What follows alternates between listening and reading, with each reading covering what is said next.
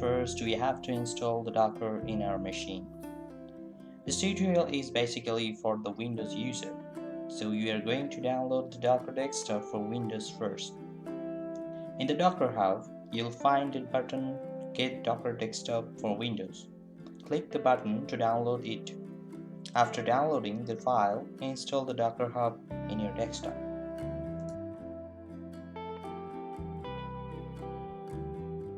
After the installation, the Windows will ask you to restart your machine. Restart it to start using the Docker.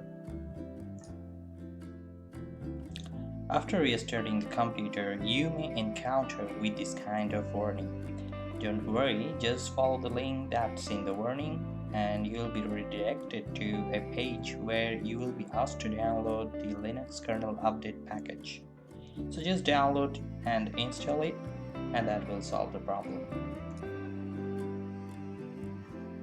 After installation, click the button Restart. The Docker Hub will start working. For now, you will be able to see that no images are available to start. To get an image file, simply sign up with the Docker Hub and install one. If you look for the images in the Docker Hub, you'll find a lot of images for our system. For now, we will install the Ubuntu in our system.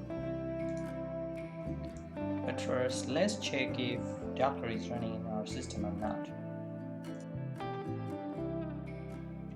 Now let's install Ubuntu using the command docker in Ubuntu.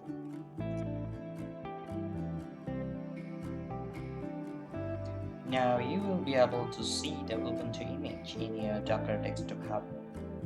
So just run the image file to activate the container. You can also check it in command prompt using the command docker.